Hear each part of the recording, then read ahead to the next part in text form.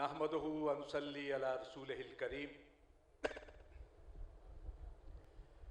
अल्लाहुम्मा सल्ली व सल्लिम अला सय्यिदिल बशर वश्शफ़ी वल मुशफ़्फ़ा फिल महशर अल्लज़ी ख़तमत बिहिन नबिय्यीन व आलैत दरजतहु फ़ी इल्लिय्यीन वफ़सफ़तहु फ़ी किताबिकल मुबीन फ़क़ुल्ता व अन्त अस्दक़ुस सादिक़ीन व अहसनुल क़ाइलीन व मा अरसलनाका इल्ला रहमतल लिल आलमीन। अम्मा बाद, वो आए कि जिन्हें कहिए रहबरे कामिल रहनुमाए अकरम। वो आए कि जिन्हें कहिए रहबरे कामिल रहनुमाए अकरम। वो आए कि जिन्हें लिखिए जिंदगी का मुहसन आज़म। मुबारक हो ज़माने को कि ख़तमुल मुरसलीन आए, सहाबे रहम बनकर रहमतुल लिल आलमीन आए। हज़रात, आपने उलमाए किराम के ख़ताबात सुने, मेरे बाद भी सुनेंगे। मैं एक तालिबे इल्म हूँ और कोशिश करूँगा कि आज की कॉन्फ्रेंस की मुनासबत से चंद ज़रूरी गुज़ारिशात आपके गोश गुज़ार कर सकूँ। जहाँ तक बात है अकीदा-ए ख़त्म नबुव्वत की, तो ये तमाम मुसलमानों का, खा वो किसी मकतब फ़िक्र से ताल्लुक़ रखते हों, किसी मसलक के साथ उनका ताल्लुक़ हो, सबका ये इत्तेफाकी और यकीनी अकीदा है। इत्तेफाकी ऐसा कि प्यारे रसूल सल्लल्लाहु अलैहि वसल्लम से लेकर आज तक और आज से लेकर क़यामत तक किसी इलाके, किसी मसलक के मुसलमान का इस पर कोई इख्तलाफ तो दूर की बात, शक भी नहीं कि सोने मदीने वाले के बाद कोई नबी नहीं आ सकता।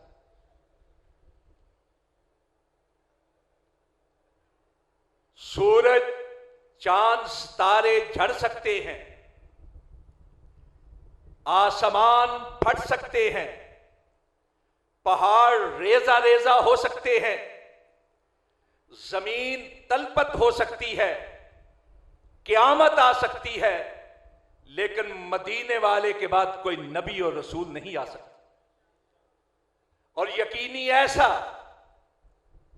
कि इमाम अहमद बिन हंबल ने कहा, और यह कौल हजरत इमाम अबू हनीफा रहमतुल्लाह अलैह के साथ भी मंसूब किया जाता है कि अगर कोई शख्स नबूवत का झूठा दावा करे, उस झूठे दावेदार से उसकी नबूवत की दलील तलब करना भी कुफर।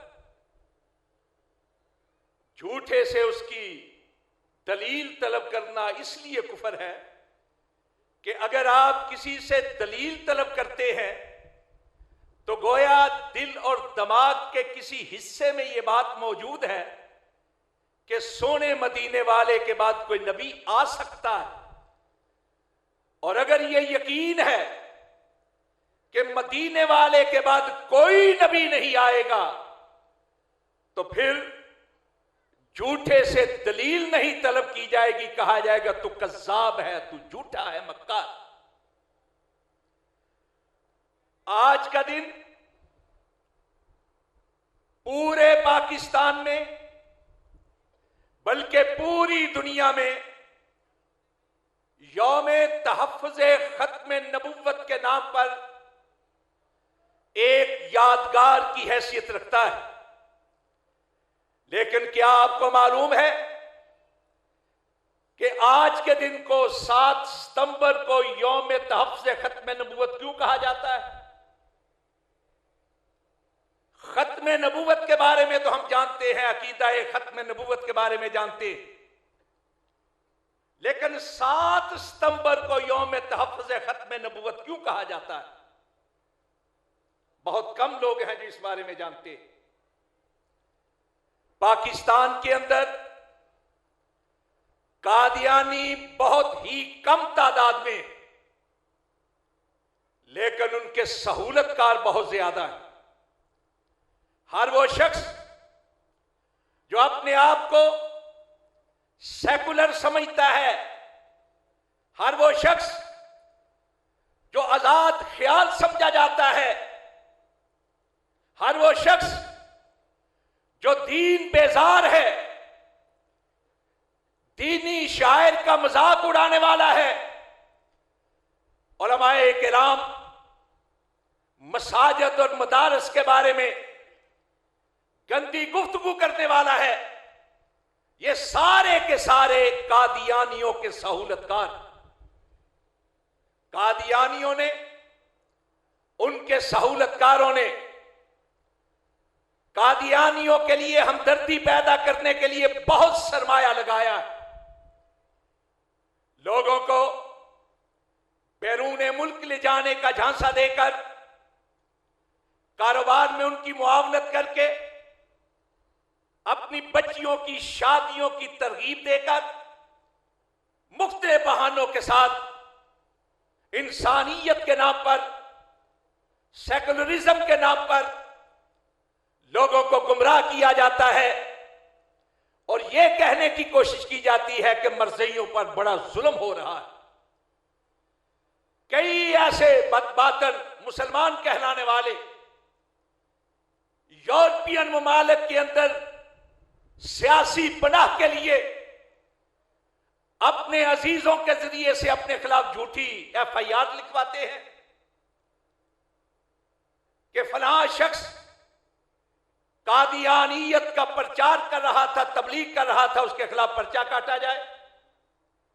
298C लिखवाते हैं, 298B लिखवाते हैं और फिर वो FIR बाहर भेजते हैं और वो दिखाकर यूरोपियन ममालिक के अंदर, बिलखसूस जर्मनी के अंदर, ब्रिटानिया के अंदर, अमेरिका और कनाडा के अंदर वो सियासी पनाह हासिल करते हैं।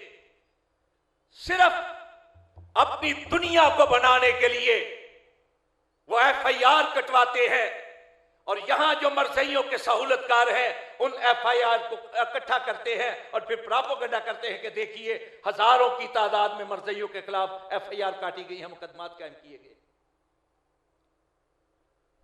हजरात, 7 सितंबर का दिन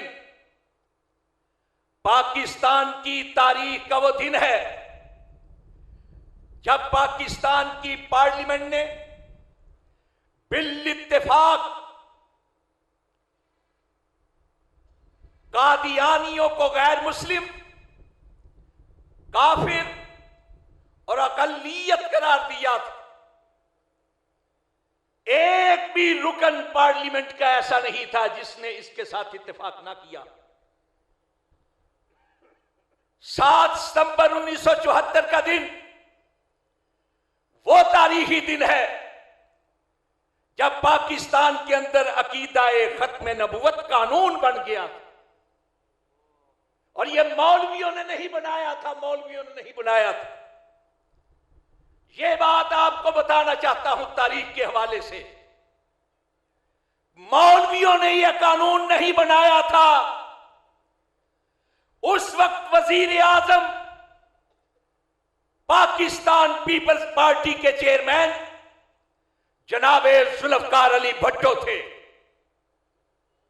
जिनकी पार्टी सेकुलर कहलाती थी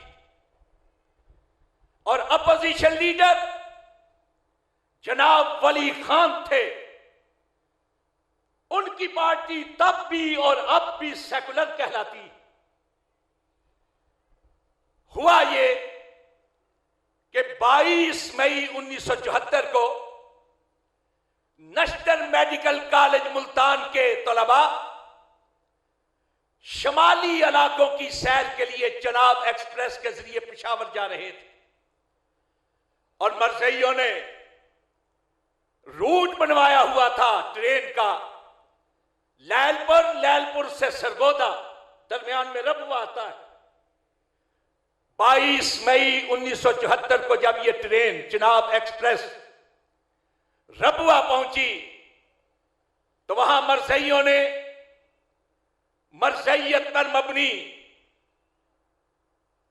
प्रोपेगेंडा के लिए पंफलेट तकसीम करने शुरू कर दिए, लिटरेचर तकसीम करना शुरू कर दिया। बाज़ तलबा ने उनसे सवाल किए तो उन्होंने नारवा किस्म के जवाब दिए। चुनाचे नश्तर मेडिकल कॉलेज के जो 100 से कुछ ऊपर तलबा थे, उन्होंने रबुआ के स्टेशन पे खड़े होकर कहा, खत्म नबूवत जिंदाबाद, ताजदार खत्म नबूवत जिंदाबाद, नारे लगे। ये तलबा 7 दिन के बाद चनाब एक्सप्रेस से ही वापस आए। रबुए से पहला जो स्टेशन था लालिया नशराबाद का, वहां का स्टेशन मास्टर कादियानी था। उसने फोन के जरिए से रबुए के अंदर इतला कर दी कि वो तलबा वापस आए। चुनाचे रबुए के स्टेशन पर कादियानी गुंडे असले से मुसल्ला होकर चाकू, छुरियां, डंडे, ईंटे, पिस्टल, रिवाल्वर लेकर खड़े हो गए। और उसने जो नशराबाद का लालिया का स्टेशन मास्टर था, उसने तलबा की जो डब्बा था उसके ऊपर बकायदा निशान लगाए थे। इन्होंने धावा बोल दिया। एक एक तालिब इल्म को खींच खींच के अंदर से डब्बे से निकालकर इतना पीटा गया कि कोई एक तालिब इल्म ऐसा नहीं था जो लहूलुहान ना। और जब खूब जी भर गया, गाड़ी के चलने का वक्त कहीं पीछे रह गया था, तो फिर गाड़ी को चलने की इजाजत दी गई। यह खबर लैलपुर में पहुंची जो आज फैसलाबाद है। तो लैलपुर के तमाम मकात पे फिक्र के मुसलमान उमड़ पड़े रेलवे स्टेशन पर। और जब उन्होंने खून में लथपथ इन तलबा को देखा तो हिचकियां बंध गई देखने वालों की। कोई फर्द ऐसा नहीं था जो रो ना रहा। चुनाचे उसी शाम तमाम मकात पे फिक्र के उलमाए किराम ने प्रेस कॉन्फ्रेंस की और ऐलान किया कि इन मजलूम तलबा का बदला लिया जाएगा और मुजरिमों को करारे वाक़ई सजा दिलवाई जाएगी। ऐलान हुआ कि 14 जून को ऑल पाकिस्तान हड़ताल की जाए। आगा शोरश कश्मीरी की तजवीज पर एक मजलिस अमल तहफ़्फ़ुज़ खत्म नबूवत के नाम पर एक प्लेटफॉर्म अदा करने की तजवीज पेश है और उसका ऑर्गेनाइजर मौलाना यूसुफ बन्नौरी को बनाया। 16 जून को तमाम मकात फिक्र के उलमाए किराम वहां जमा हुए। जमीयत उलमाए इस्लाम भी आई, जमीयत उलमाए पाकिस्तान भी आई, हिज़्बुल अहनाफ भी आई, जमात इस्लामी भी थी, खाकसार भी थे, ANP से ताल्लुक रखने वाले भी थे। जमीयत अहले हदीस की तरफ से जनाब मियां फजले हक, मौलाना मोहम्मद शरीफ अशरफ, मौलाना मोहम्मद सिद्दीक, हाफिज अब्दुल कादिर रोपड़ी, इस तरह के जय्यत उलमाए किराम उसमें मौजूद थे। और कादियानी मुहासबा कमेटी की तरफ से आगा शोरश कश्मीरी और अल्लामा इहसान अली ज़हीर उसमें मौजूद थे। वहां एक तंजीम बनाई गई, उसके सदर मौलाना यूसुफ बन्नौरी को बनाया गया, उसका सेक्रेटरी मौलाना महमूद अहमद रिजवी को बनाया गया। और सरमाए के लिए, सरमाया लगाने के लिए, और बाद में वो सरमाया पूरी तहरीक पे खर्च होता रहा। हमारे मर्सी जमीयत अहले हदीस के मियां फजले हक को नाज़िम मालियात बनाया। फिर 30 जून को कौमी असेंबली के अंदर एक प्राइवेट करारदाद जो है वो पेश की गई, जिस पर 22 अरकान असेंबली के दस्तखत थे। बाद में 16 अरकान ने बाद में दस्तखत किया, कुल 38 लोगों ने दस्तखत किए। और उन 38 लोगों में से सिर्फ 6 उलमा थे। अब्दुल मुस्तफा अजहरी, मौलाना शाह अहमद नूरानी, मौलाना सदरुल शहीद, मौलाना अब्दुल हक अकोड़ा खटक वाले, मौलाना रहमतुल्लाह और प्रोफेसर गफूर अहमद। बाकी सारे के सारे गैर उलमा थे। मुफ्ती महमूद नहीं थे। बाज लोग मौलाना मुफ्ती महमूद के हवाले से अजीब अजीब कहानियां जो है सोशल मीडिया पे लगाते हैं कि वो कहते हैं जब पहले दिन आया मिर्जा नासिर तो ये, उस वक्त मौलाना मुफ्ती महमूद अहमद साहब वजीर आला थे सूबा सरहद के, लेकिन उनकी पार्टी बहरहाल मौजूद थी। और 16 जून को जो फैसलाबाद में इजलास हुआ उसमें वो मौजूद थे। बहुत बड़ा नाम है तहरीके खत्म नबूवत के हवाले से उनका बहुत किरदार, लेकिन असेंबली में वो मौजूद नहीं थे। तारीख इसकी तस्दीक नहीं करती। बहरहाल 30 जून को ये करारदाद पेश हुई। फिर उसके बाद जुल्फकार अली भुट्टो ने वजीर आजम की हैसियत से, कायदे ईवान की हैसियत से कहा कि ये सारी की सारी पार्लियामेंट जो है इसको एक कमेटी की हैसियत दे दी जाए, खुफिया रखी जाए इसकी कार्रवाई। और चूंकि कोई कादियानी यहां मिंबर नहीं है या कोई अपने आप को कादियानी क्लेम नहीं कर रहा, इसलिए उनको भी मौका दिया जाए कि वो भी पार्लियामेंट के अंदर आए। चुनाचे स्पेशल तौर पर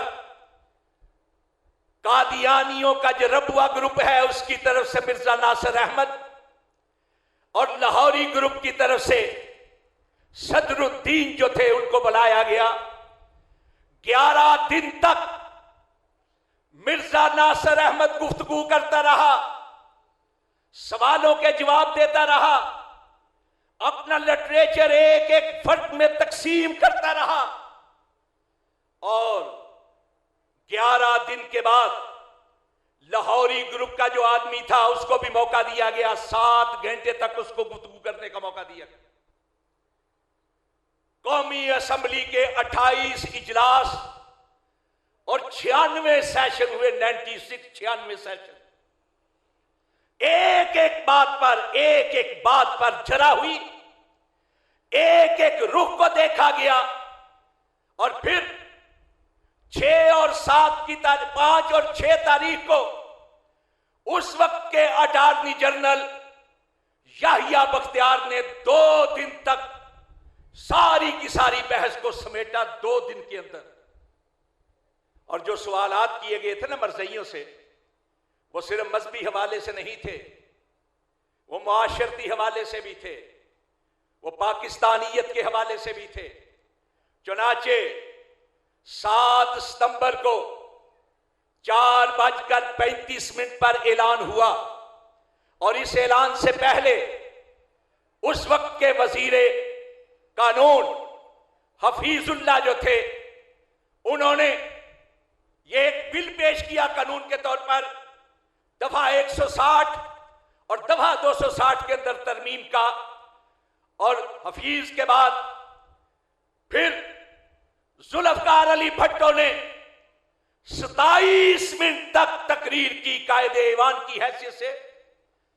4:35 पर जब जुल्फकार अली भट्टो ने ऐलान किया अपनी तकरीर के आखिर में और कहा कि हम ये समझते हैं कि कादियानी इस्लाम के भी दुश्मन हैं, पाकिस्तान के भी दुश्मन हैं, मुसलमानों के दुश्मन हैं, पाकिस्तानियों के दुश्मन हैं, इसलिए कानून बनाया जा रहा है कि कादियानी पाकिस्तान के अंदर गैर मुस्लिम हैं, काफिर हैं, अकलियत से ताल्लुक रखते हैं। और जब जुल्फकार अली भट्टो ने यह ऐलान किया तो पूरी पार्लियामेंट नाराए तकबीर से गूंज उठी। और वली खान जो अपोजिशन लीडर था अपनी नशिस्त से उठ के आया और उसने जुल्फकार अली भट्टो के पेशानी पर बोसा दिया। यह है 7 सितंबर की तारीख। हजरात, मौलवी उंगलियों पे गिने जाने वाले थे, इतनी थोड़ी तादाद। पार्लियामेंट सारी की सारी सेकुलर लोगों से भरी हुई थी। उन सब लोगों ने बिल इत्तेफाक, एक भी फर्द ऐसा नहीं था जिसने इससे इख्तिलाफ किया। आज कादियानियों के सहूलतकार ये कहते हैं कि मौलवियों ने मौलवी पहले दिन से कह रहे हैं कि सिर्फ कादियानी ही नहीं, जो शख्स भी सोने मदीने वाले के बाद नबूवत का दावा करता है वो काफिर है, कज़्ज़ाब है, दज्जाल है, और जो उसको मानता है वो भी काफिर है, कज़्ज़ाब है, दज्जाल। सिर्फ कादियानी ही नहीं, इसके अलावा भी जो नबूवत को रसूल पाक के बाद जारी समझता है। हजरात, इस सिलसिले में उलमाए अहले हदीस का एक किरदार रहा है।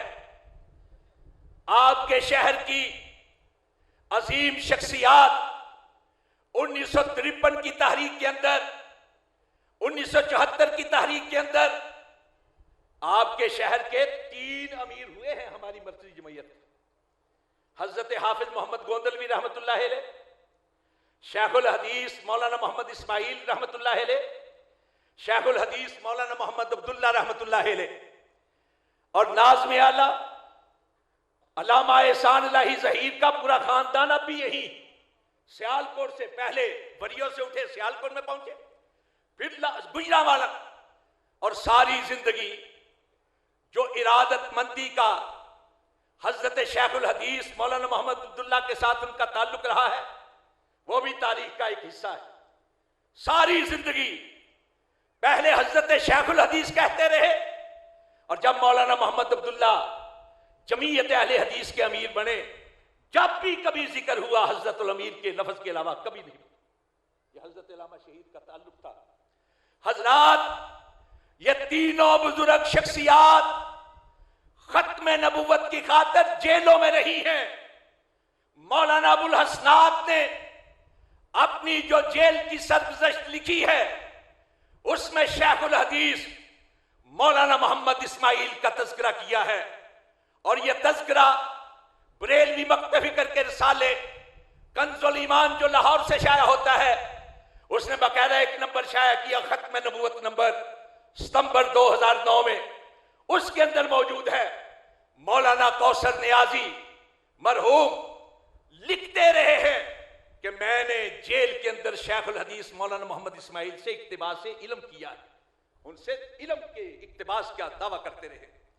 हजरात, बहुत कोई एक भी आलिम ऐसा मौजूदा उलमा में से कि जो खत्म नबूवत के हवाले से किसी ना किसी तरीके से अपना किरदार अदा ना करता, और इसलिए भी कि खत्म नबूवत का अकीदा दर हकीकत मसलक अहले हदीस क्या है? मसलक अहले हदीस कि वाजिबुल इताअत और वाजिबुल इत्तिबा सिर्फ एक ही हस्ती है, और वो सोने मदीने वाले की हस्ती है। उनकी जात के बाद कोई जात ऐसी नहीं जो वाजिबुल इताअत हो, वाजिबुल इत्तिबा हो, और उनकी बात के बाद कोई बात ऐसी नहीं कि जिस पे आकर इंसान बस होकर रह जाए। तम्मत कलिमत रब्बिका सिद्क़ुम वाद। मैं अपनी गुफ्तगू को समझाने के लिए 1977 ही का एक वाकया सुनाया करता हूं, जिसका मैं खुद चश्मदीद। 1977 में जुल्फ़िकार अली भट्टो के खिलाफ निज़ाम मुस्तफ़ा की तहरीक चली थी, जिसके बाद ज़ियाउल हक ने उस तहरीक को बुनियाद बनाकर जुल्फ़िकार अली भट्टो का तख्ता उलट दिया था। मरज़ई उस दौर में रबवे के अंदर 25, 26, 27 दिसंबर को इज्तिमा किया करते, इंटरनेशनल इज्तिमा, और उसके मुकाबले में चनियोट के अंदर तमाम मुकातब फिक्र का एक मुश्तरका इज्तिमा होता था, जिसके मेजबान मौलाना मंजूर अहमद चनियोटी हुआ करते थे। तहरीक चले अभी थोड़ा ही अरसा हुआ था।